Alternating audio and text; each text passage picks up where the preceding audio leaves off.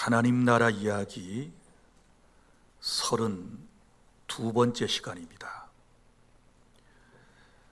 하나님 나라 백성은 하나님의 성품을 담습니다 라고 하는 말씀을 함께 나누도록 하겠습니다. 우리는 이 세상에서 많은 사람들에게 영향을 주고 받으며 살아가는 것입니다. 대중매체, 소셜미디어, 그리고 우리 주변에서 성공한 사람들의 이야기를 듣고 그들의 모습을 보며 그들을 닮고자 하는 마음이 누구에게나 있을 것입니다. 유명한 연예인들이 있습니다.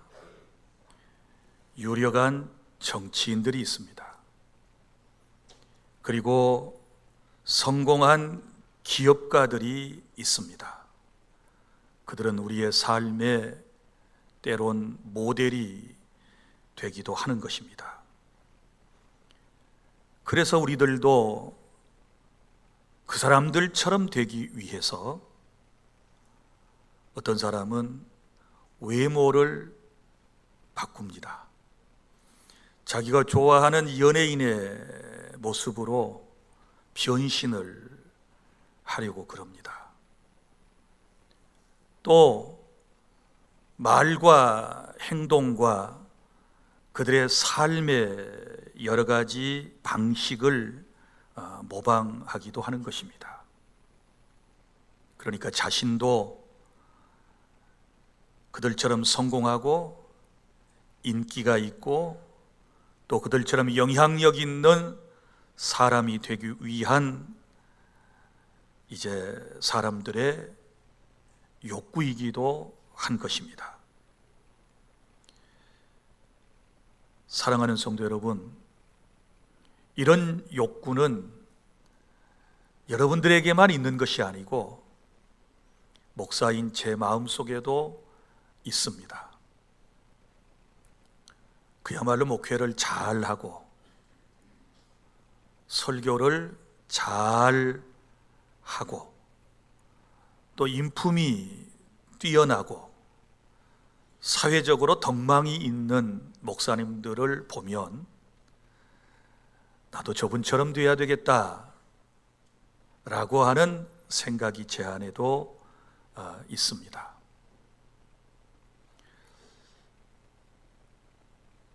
제가 1977년도부터 교육전도사를 시작해서 오늘에 이르기까지 제 마음속에도 누군가를 본받고 싶어하는 이런 마음이 끊임없이 계속되었습니다. 신학교 들어가 학부 때는 나도 여의도에 있는 그 큰 교회 목사님처럼 되기를 원했고, 또 영락교회 당시에 박조준 목사님이 설교를 하실 때에는 정말 라디오를 항상 켜놓고 그분의 설교를 곧잘 흉내를 내기도 했습니다. 설교가로서 어쩌면 그분들은 제게 롤 모델이기도 했습니다. 그리고 나도 저렇게 큰 교회에서 설교할 수 있는 그런 목회자가 돼야지 라고 하는 마음이 어린 전도사인 제 마음속에 이미 들어와 있었습니다. 이것은 사람의 본능이고 욕구인 것입니다. 그러나 또 이제 철이 들어서 생각해 봅니다. 우리 교회를 42년 동안 개척하여 이끌어 오면서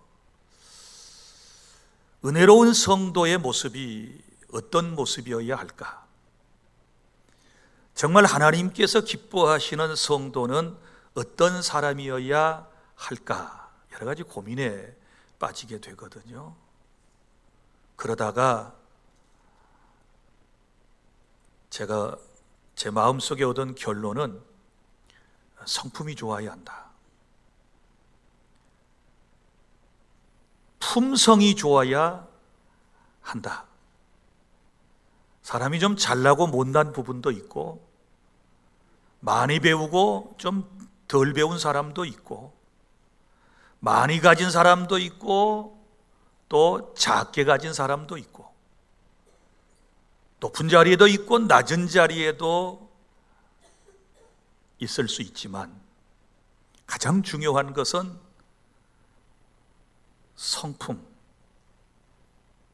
성품이 좋아야 하나님 나라에 정말 필요한 일꾼으로 쓰임받을 수 있고, 교회를 화평하게 만들고, 그리고 많은 사람에게 덕망이 있는 사람이다 라고 하는 평판을 받게 될 거라는 그런 생각을 가졌습니다.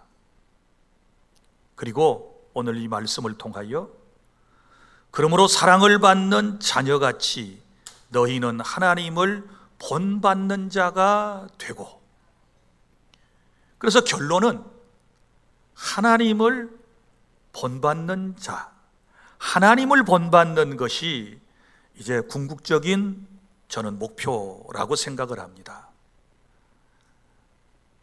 유명한 연예인, 유명한 정치가, 또 성공한 사람들, 한때는 그들을 흠모하고 그들을 롤 모델로 생각하고 닮고 그들처럼 살기를 원했다고 얘기를 했지요.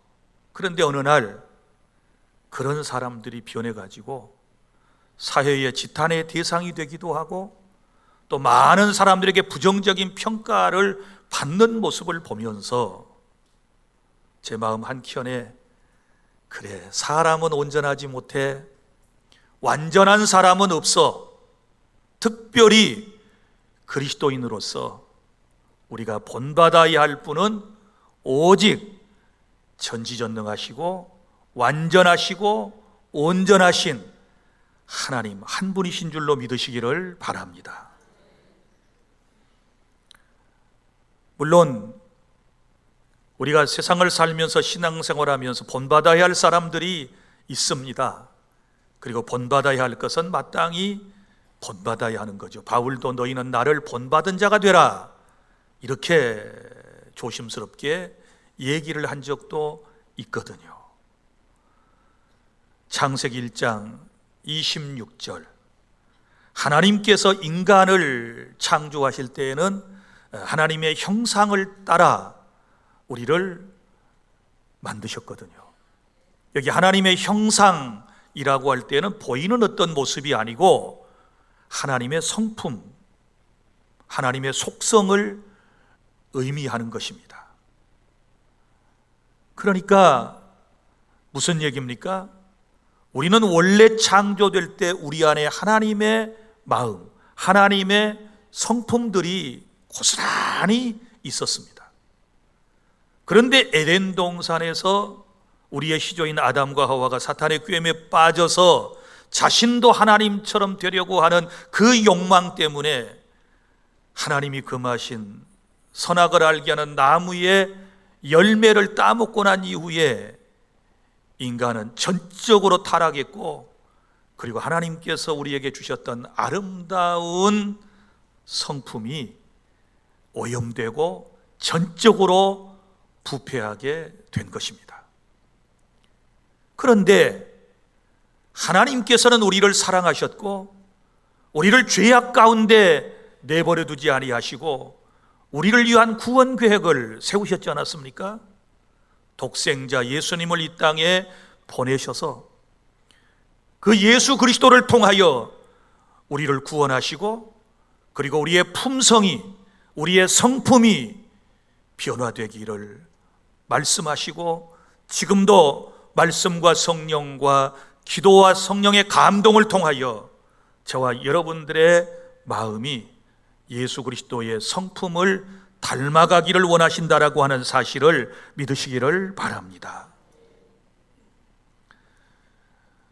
오늘은 하나님의 성품이 무엇인지를 알아보고 또 우리의 생각과 마음과 그리고 말과 행동이 온전히 주님께서 원하시는 아름다운 열매들로 맺혀지는 그런 것을 기대하면서 여러분들에게 말씀을 전하려고 그럽니다.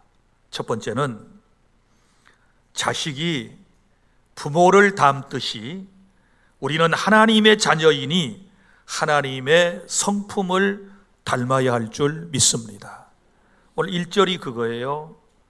사랑을 받는 자녀같이. 하나님은 우리의 아버지시고 우리는 그분의 자녀입니다. 자, 너희는 하나님을 본받는 자가 되고, 이렇게 말씀을 하셨습니다. 여러분 보세요. 자식은 부모를 닮습니다. 물론 닮지 않는 사람도 있지만 보편적으로 부모님의 좋은 점, 나쁜 점 다 닮아갑니다. 그렇지 않습니까? 오늘 우리의 외모도 보세요. 사람들이 여러분들에게 누구 닮았어요? 그러면 뭐라고 대답하겠어요? 아버지도 닮고 어머니도 닮고 반반 섞였을 거예요. 예스 안 닮았다고 그러는데 발가락이라도 닮았을 거예요. 찾아보면 외모 어딘가가 닮은 구석이 있어요. 그런데 전혀 아무리 봐도 닮은 것이 없다 그러면 유전 인자를 검사해 볼 필요가 있겠지만 하여튼 닮아요. 저도 외모가 제 아버지를 닮고 제 외갓집 외삼촌을 닮은 부분이 있어요. 외갓집 가면 외갓집 동네 사람들이 너 외삼촌 닮았다 그러고, 또 최근에는 제 아내가 당신은 아버님 닮았어요? 그러는 거예요. 그리고 어느 날 내가 소파에 누워서 잠깐 졸고 있었는데 내가 자는 모습을 제 아내가 사진으로 찍어가지고 저한테 내밀었어요.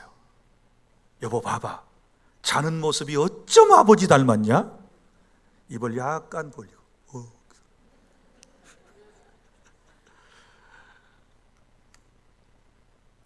그래요. 우리 아들도 보면 사람들이 목사님 닮았네요 이래요. 우리 주한이까지 손자까지도 가면 사람들이 쭉 보다가 목사님 닮은 손자네? 이렇게 말을 해요. 그러면 때로는 기분이 좋기도 하고 또 한켠으로는 별로 안 좋을 때도 있어요. 자, 외모뿐입니까?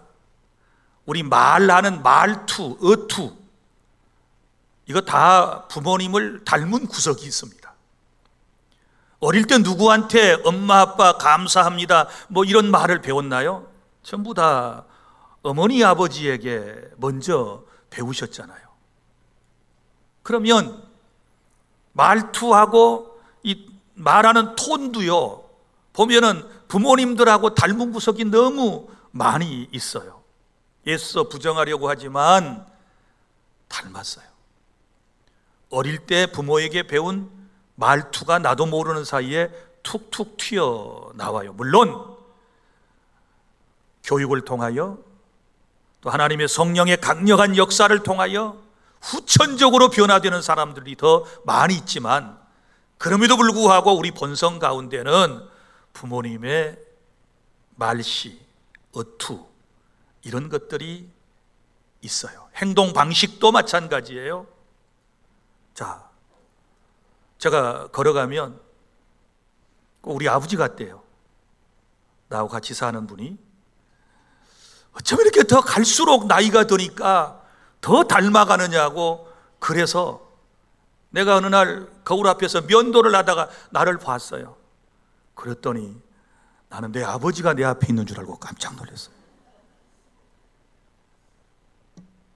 이게 인생인 것 같아요. 부부도 오래 살면 닮아요. 젊었을 때 제 아내하고 어디 가면 어누이냐고 그렇게 저한테 말을 했습니다. 어누이 관계냐고. 여러분, 습관도 닮아요. 모든 것을 아주 은연중에 자연스럽게 닮아가요. 어떤 사람은 이러죠. 나는 우리 엄마 아빠 절대로 안 닮을 거야. 우리 엄마처럼 나 잔소리 안 할 거야. 우리 아빠처럼 저렇게 무섭게 자식을 교육하지 않을 거야. 그리고 다짐하면서 부모를 흉봐요.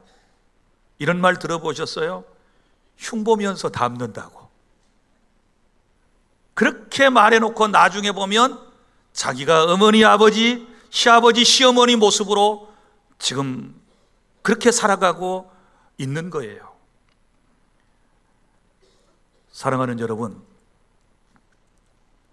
그러면 보세요. 오늘 주님이 사랑을 받는 자녀라고 우리에게 말씀을 하셨어요.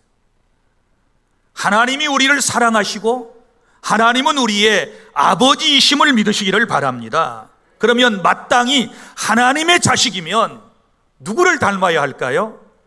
하나님을 닮아야죠. 그런데 우리 하나님은 얼굴이 없으세요. 영이시니까. 그러면 하나님을 닮아라, 본받아라 라고 하는 것은 무엇을 의미할까요? 그분의 마음, 그분의 성품을 말씀하고 있는 줄로 믿으시기를 바랍니다. 저와 여러분이 진실로 하나님의 자녀임을 믿습니까? 그러면 어디라도, 어느 한 구석이라도 주님을 닮은 마음이, 그런 성품이 오늘 우리 안에 있어야 될 줄로 믿으시기를 바랍니다. 그러면 구체적으로 주님의 성품이 뭘까요? 거룩함이죠. 거룩함.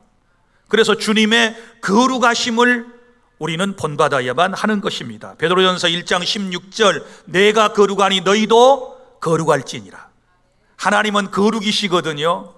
거룩하신 하나님께서, 완전하시고 온전하신 이 하나님께서 우리에게 요구하시는 게 있는데 너희도 거룩하여라, 이렇게 말씀을 하신 거예요. 거룩이 무엇입니까? 구별된다는 뜻이거든요. 여러분, 저 죄악으로부터 구별된 삶을 의미하는 거거든요. 성스러운 삶을 의미하는 것이거든요. 그래서 여러분, 거룩하다라고 할 때는 죄에서부터 멀어져야 한다는 뜻이 있어요.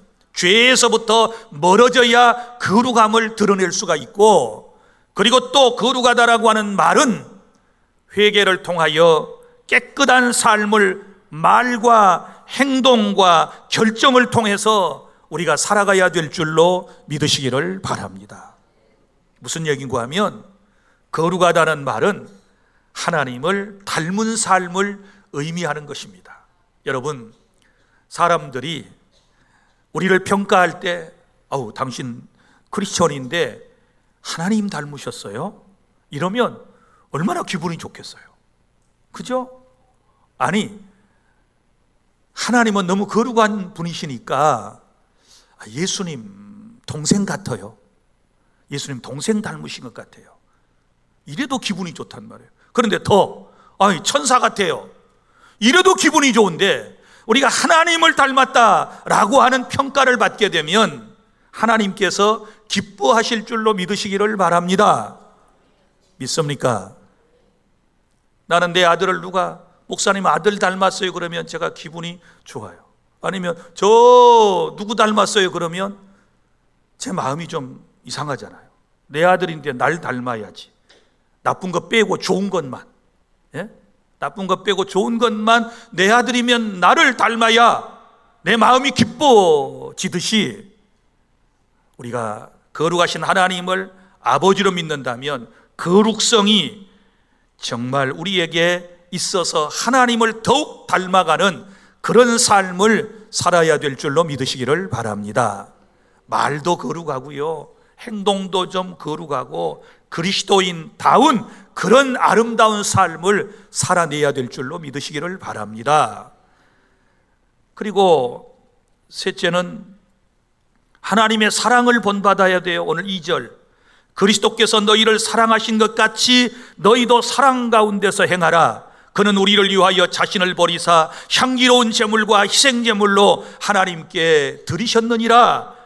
이렇게 말씀을 하셨습니다. 사랑하는 여러분, 요한일서 4장 8절, 하나님은 사랑이시라. 하나님은 사랑이심을 믿으시기를 바랍니다. 사랑이신 하나님께서 우리를 구원하기 위하여 독생자 예수님을 이 땅에 보내셨고, 우리를 사랑하시는 주님께서 우리를 너무 사랑하셨기에 십자가 위에서 우리의 죄값을 치르고 피를 쏟고 죽으시고 우리를 구원해 주셨다는 사실을 믿으시기를 바랍니다. 그래서 우리가 하나님의 사랑을 말할 때는 무조건적인 사랑이잖아요. 하나님의 사랑은 아무런 조건이 없어요. 만약에 조건을 따져서 저와 여러분을 사랑하시기로 하나님께서 마음을 잡수셨다면 우리는 선택받지 못했을 거예요. 그렇지 않습니까? 우리 너무 못난 부분이 많아요. 우리에게 죄가 너무 많아요. 우리의 삶이 너무나도 하나님의 영광을 가리웠어요. 그러나 그럼에도 불구하고 우리가 하나님께 선택을 받고 오늘 예수를 믿고 구원받아 이 자리에 나와서 하나님을 예배하게 되는 것은 하나님의 이 무조건적인 사랑에서부터 출발했다는 사실을 믿으시기를 바랍니다. 주님의 사랑은 자기 자신을 버리사 향기로운 제물과 희생제물로 하나님께 자신을 드림으로써 우리를 구원받게 하시는 이 놀라운 희생적인 사랑이었다라고 하는 사실을 믿으시기를 바랍니다. 그래서 오늘 우리의 마음속에도 이런 마음이 필요한 거예요. 이 주님의 사랑이 우리 속에 있어야 될 줄 믿으시기를 바랍니다. 요한복음 13장 34절에서 예수님께서 이렇게 말씀을 하셨습니다. 너희는 서로 사랑하여라. 너희가 서로 사랑하면 이로써 너희가 내 제자인 줄을 알리라. 이렇게 말씀을 하셔서, 제자가 무엇입니까? 주님을 따르는 12명도 제자이고 70명도 제자이고 그 이후에 120명도 제자이고 예수님을 믿고 따르는 모든 사람이 다 제자이고 우리가 제자인 줄로 믿으시기를 바랍니다. 우리가 주님의 제자, 곧 참된 그리스도인이라고 하는 표시는 어디에서부터 비롯되는가? 그것은 바로 사랑입니다. 사랑. 믿습니까? 사랑이 있느냐 없느냐, 주님의 사랑을 실천하느냐 실천하지 않느냐에 따라서 참 신자냐 거짓된 신자냐라고 하는 것을 주님께서 분별하시겠다고 우리에게 말씀을 해주셨거든요. 그래서 저와 여러분의 마음속에는 하나님의 사랑, 주님의 사랑으로 충만되어져야 될 줄로 믿으시기를 바랍니다. 여러분, 주님의 사랑은 말로만 하는 사랑이 아니지요. 어떻게 해야 돼요? 내 사랑하는 형제들아, 내 사랑하는 자녀들아, 말과 혀로만 사랑하지 말고 행함과 진실함으로 그리하자. 우리의 입술은 주님을 닮은 듯 하나 아직도 내 마음은 추하여, 이런 이제 가사말이 있는 복음성가가 있어요. 좀 이따 부를 것인데 이게 우리들의 모습이에요. 여러분, 세상에서 가장 많이 사용하는 단어가 무엇입니까? 사랑이에요. 가장 많은 주제로 만들어진 소설, 영화가 무엇입니까? 사랑이에요. 교회에서 가장 많이 노래하는 게 뭡니까? 사랑이에요. 사랑이라고 하는 노래가 세상 노래 가사말에도 가장 많아요. 그런데 우리가 말로만 사랑하고 행함으로, 진실함으로 사랑하지 못하고 있으니 우리 주님께서 얼마나 마음 아파하실까. 사랑은요, 받아본 사람이 그 사랑을 체험했기 때문에 또 누군가를 사랑할 수 있는 줄로 믿으시기를 바랍니다. 우리가 주님의 사랑을 받았고 그 주님의 사랑을 체험했다면 우리 또한 누군가를, 내 이웃을 내 자신처럼 사랑할 수 있는 그런 마음을 가져야 될 줄로 믿으시기를 바랍니다. 사랑이 어떻게 나타나야 될까요? 누군가를 섬겨야 하는 것입니다. 부족한 사람의 필요를 채워주는 것을 사랑이라고 그러는 것입니다. 사랑을 어떻게 할까요? 희생하면서 하는 것이고 누군가를 아무 대가 없이 도와주는 것을 사랑이라고 표현하지 않겠습니까? 이런 사랑의 마음을 오늘 저와 여러분이 마음속에 충만히 공급받고 채워지고 돌아가는 시간이 될 수 있기를 바랍니다. 이 시간 이후에는 그 누구도 미운 사람 없고 다 보기만 해도 이쁘고 너무 사랑스러운 이런 감정을 저와 여러분이 가져야 될 줄 믿습니다. 신앙생활하면서, 기도생활하면서, 예배생활하면서, 찬양하면서 누군가가 보면 막 속에서 올라오는 것은요, 이거 보통 시험이 아니에요. 찬양하면서 미워지고, 기도하면서 미워지고, 예배하면서 미워지고, 얼굴만 보면 속에서 막 뭐가 올라오고, 주님의 참된 사랑을 아직 갖지 못해서 그래요. 사람이기 때문에 일순간 그럴 수 있지만, 이제 오늘 말씀을 통하여 회복하고 주의 사랑이 저와 여러분의 마음속에 충만히 임할 수 있기를 바랍니다. 넷째, 우리가 주님의 성품 자비와 긍휼을 닮아야 될 줄로 믿습니다. 시편 145편 8절에 보면 여호와는 은혜로우시며 긍휼이 많으시며 하고 쭉쭉쭉 주님의 성품에 대한 말씀이 나오고 있습니다. 여러분, 자비와 긍휼은 비슷한 말이지만 이걸 이렇게 교차적으로 쓴 것은 깊은 의미가 있는 거예요. 그러니까 자비는 은혜, 사랑, 긍휼은 실천해가는 마음을 지금 표현을 하고 있는 것인데요. 사랑하는 여러분 보세요. 하나님은 우리가 연약할 때, 죄로 망하게 되었을 때 긍휼과 자비를 베푸시고 저와 여러분을 구원해 주셨고 여기까지 하나님께서 인도해 주셨음을 믿으시기를 바랍니다. 그런데 현대 사회는, 현대 교회 안에는, 우리의 가정에는 하나님의 자비와 긍휼이 전혀 없습니다. 그래서 쉽게 누군가를 정죄하고 판단하고 비판하고 이러는 경우가 얼마나 많이 있습니까? 이래서는 안 되는 것입니다. 우리는 어려움에 처한 이웃을 도울 수 있어야 되고, 용서할 수 없는 사람에게 찾아가서 내가 손을 먼저 내밀고, 내가 먼저 미소를 건네고, 내가 먼저 사랑과 화해를 요청할 수 있는 이런 용기가 우리에게 있어야 될 줄로 믿으시기를 바랍니다. 주님이 나를 자비로우심으로, 긍휼하심으로 나를 받아주신 것처럼 나 또한 그런 마음을 가지고 살아야 한다는 사실을 마음속에 새기시기를 바랍니다.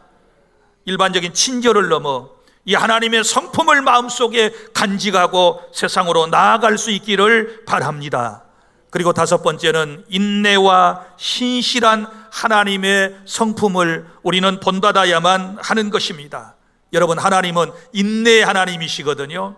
인내의 하나님께서 우리에게 늘 인내하여라, 인내하여라, 시편에서도 인내하여라, 야고보서에서도 인내하여라, 참아라, 견뎌라, 이런 말씀들을 주셨거든요. 여러분 보세요. 인내는 하나님의 성품이신데요, 이 하나님의 인내하심을 통하여 저와 여러분이 구원받게 되었다는 사실을 아셔야 돼요. 왜냐하면 우리가 과거에 예수님을 믿기 전에도 하나님께서 우리의 죄대로 하나님께서 즉결 처단하지 아니하시고 인내로 참으셨어요. 우리가 돌아올 때까지, 우리가 주님 품 안에 안길 때까지, 우리가 우상을 섬기고 우리가 죄를 짓고 우리가 하나님 앞에 범죄하여 하나님의 영광을 가리울 때도 우리 하나님은 참으셨어요. 인내하셨어요. 그래, 내게 돌아올 백성인데, 내가 창조한 나의 백성인데 하고 하나님이 참아주셨단 말이에요. 그 결과로 우리가 예수님을 알고 복음을 통하여 구원받는 역사가 일어나게 된 줄로 믿으시기를 바랍니다. 만약에 하나님께서 인내하지 아니하시고 우리에게 즉결 처단을 하셨다면 우리는 벌써 죽었을 거예요. 죄의 싹은 사망이라고 말씀을 하셨잖아요. 우리 죄 지을 때마다 그때마다 여러분이 바라는 대로, 여러분이 원하는 대로 누군가를 즉결 처단하셨다면 우리 다 죽었을 거예요. 벼락 맞아 죽든지 뭔 사고로 죽든지 여러분 몇 살 살지도 못하고 벌써 다 죽었을 거예요. 그런데 하나님은 인내해 주셨어요. 이걸 기다림이라고 그래요. 믿습니까? 인내와 기다림은 사랑인 줄로 믿으시기를 바랍니다. 우리가 아이를 양육할 때에 철부지 없을 때에도 인내하고 기다리잖아요. 성장하고 성숙할 때까지 기다려서 오늘 우리가 있지 않습니까? 마찬가지입니다. 하나님께서도 우리를 참아주셨어요. 깨달을 수 있기를 바랍니다. 예수님을 믿고 난 이후에도 얼마나 엉뚱한 짓을 많이 하고 어그러진 길로 갔습니까? 그럼에도 불구하고 하나님은 참아주시고 시간을 주시고 기회를 주셔서 오늘 이 자리에 있게 된 것이 주의 은혜인 줄로 믿고, 우리도 이런 인내하고 타인에 대하여 참아주는 그런 마음을 여러분이 가지실 수 있기를 바랍니다. 그리고 신실하심. 하나님은 신실하신 하나님. 여러분, 미쁘시다라는 말은 신실하다는 말씀이에요. 신실하신 하나님은 어떤 분이실까요? 약속을 잘 지키시는 하나님. 인생들은 약속을 잘 안 지켜요. 뭐 댕기를 풀어서 천년을 살자고 맹세를 했는데 그 탑이 무너졌대요. 무슨 탑이게? 무너진 사랑탑아. 뭐 그런 노래가 있어요. 그러니까 뭐 우리 삼국지에 나오는 도원결의도 있어. 도원결의. 피를 흘려가지고 한 바가지에 서로가 피를 섞어서 마신 사람들도요, 다 변해요. 다 변해. 여러분 보세요. 제가 처음에 말했죠. 우리 누군가를 닮아서 여기까지 왔다 그랬지요.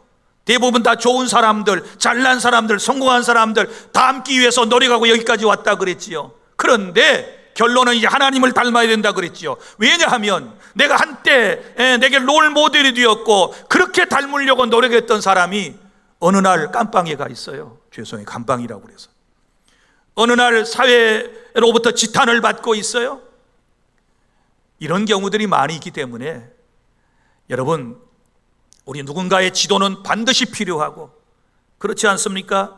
누군가가 신앙생활을 잘하고 믿음으로 살려고 하는 사람을 본받는 것은 중요하지만, 그러나 그 사람 믿음의 대상이 될 때까지는 여러분이 가서는 안 돼요.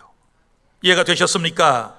그래서 사람은 얼마든지 변할 수 있는데 우리 하나님은 뭐예요? 변하지 않습니다. 하나님의 약속하심은 변기하심이 없으세요. 구약에서 죄인되는 인간을 위하여 메시아를 보내주시겠다고 선지자를 통하여 여러 말씀을 통하여 우리에게 약속하신 대로 때가 되매 그 약속대로 주님이 우리에게 오셔서 우리의 죄를 처분해 주시고 예수님을 믿는 우리를 그 약속대로 구원해서 하나님 나라 백성이 되게 해주신 것을 믿으시기를 바랍니다.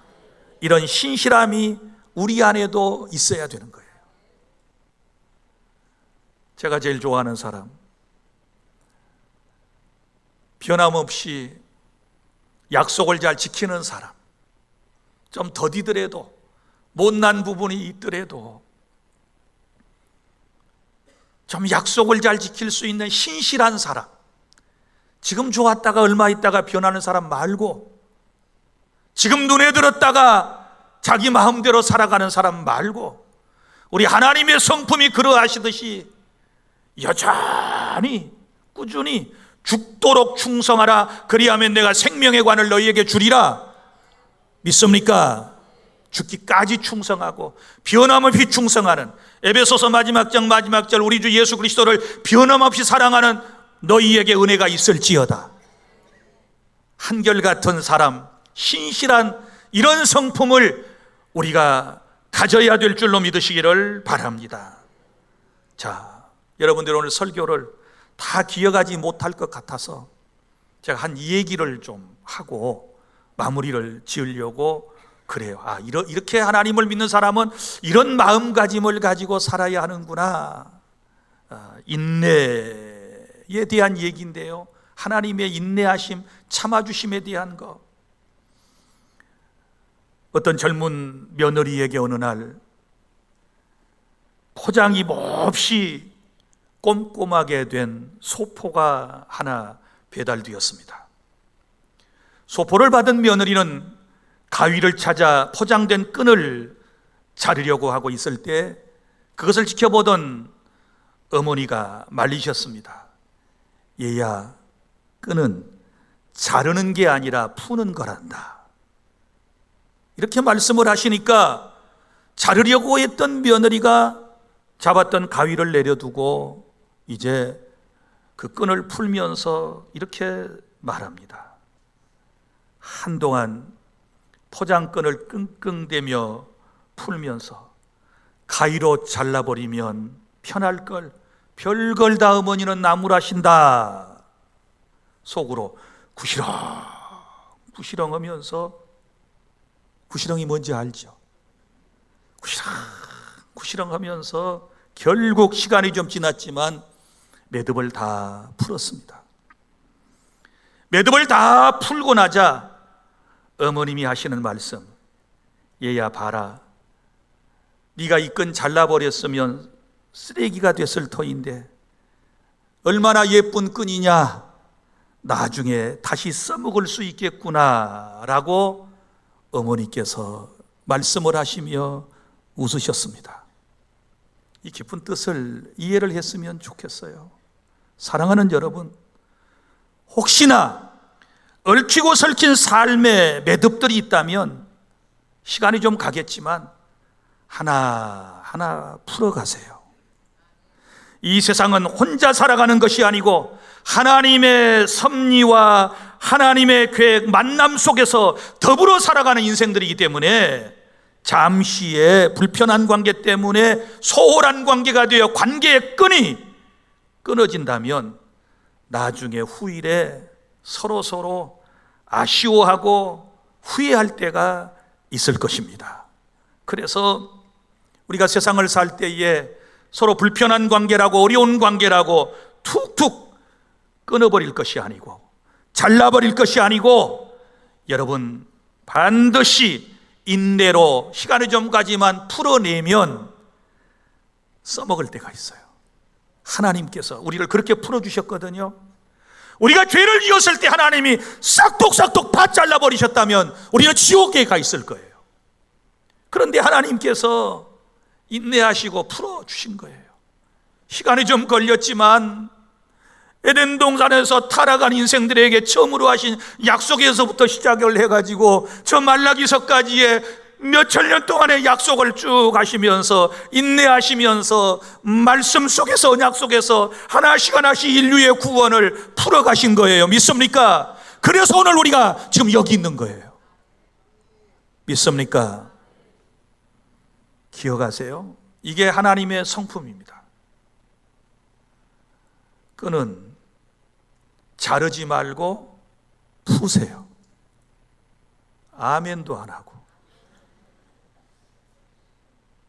메인 끈은 싹둑 잘라버리지 말고 푸세요. 어딘가 쓸 때가 있을 거예요. 저는 누군가가 선물을 가져다 주면 그 선물 포장이 내용물보다 더 비쌀 때도 있어요, 사실은. 근데 그 예쁜 포장지에다 끈을 묶잖아요, 끈. 근데 그 끈을 어떻게 묶는지 모르겠어요.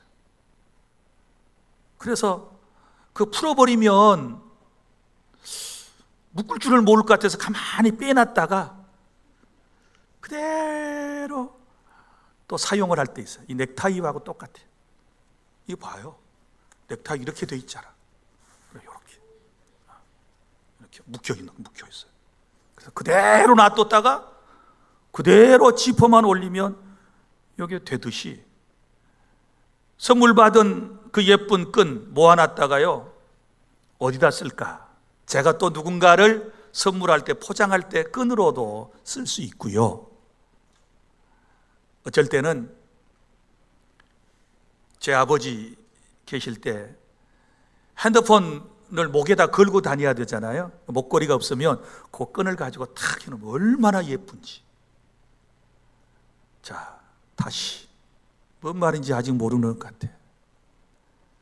끈은 자르는 것이 아니고 푸는 것이다. 시작. 그럼요. 이게 하나님 아버지의 마음이에요.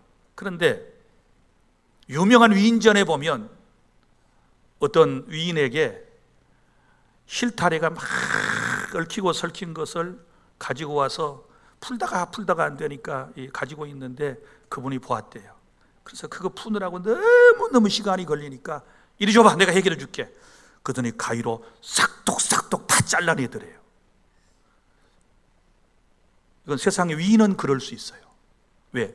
통치해야 되니까. 예? 그 유명한 분이 있는데요, 사랑하는 여러분, 우리는 그렇게 사는 거 아닙니다. 말씀을 맺습니다. 우리는 하나님의 형상대로 지음을 받은 존재입니다. 그러므로 우리는 하나님의 성품을 닮아야 될 줄로 믿으시기를 바랍니다. 하나님을 닮아간다라고 하는 것은 단순히 외형적인 행동을 흉내내는 것이 아니라 우리의 마음과 행동이 모두 하나님의 성품을 반영하는 삶을 살아가는 것을 의미하는 것입니다. 그래서 이제는 마음의 거룩함과 그리고 무조건적인 사랑과 그리고 하나님의 사랑, 자비와 긍휼, 인내와 신실함을 실천하며 하나님을 닮아가는 삶을 살아야 될 줄로 믿으시기를 바랍니다. 물어봅시다. 여러분, 누구를 닮고 싶으세요? 누구 닮으셨나요? 우리가 닮아야 할 분은 하나님입니다. 믿으시면 아멘.